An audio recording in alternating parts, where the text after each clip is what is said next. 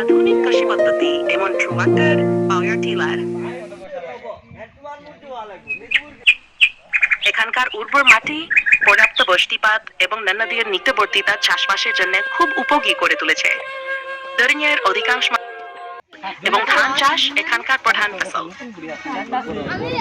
ধান চাষের বিবরণ: দরিং জেলা ধান চাষ মূলত 3টি মরশুমে হয়। আউশ ধান চাষ শুরু হয় এপ্রিল-মে মাসে। আমন ধান বর্ষাকালে চাষ হয় বপন জুন-জুলাই এবং কাটা হয় নভেম্বর-ডিসেম্বরে।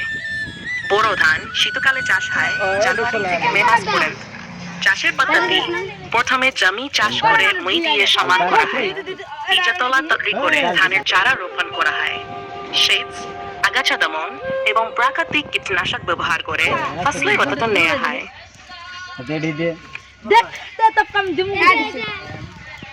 প্রাকৃতিক নির্ভরতা: এলাকাটি অনেকটাই বর্ষার উপর নির্ভরশীল। তাই অতিরিক্ত বৃষ্টি বা খরার সময় চাষিরা সঞ্চয় করেন। তবে সরকারিভাবে সেচ ও বীজ সহায়তা চালু থাকায় কৃষকরা কিছুটা উপকৃত হচ্ছেন। এখানে ধান ছাড়াও সরষে, শাকসবজি ও আলু চাষ হয়। তবে ধানই প্রধান ফসল ও জীবিকার মূল উৎস।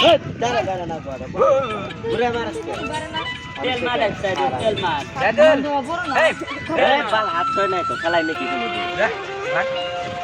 আন্ডা এই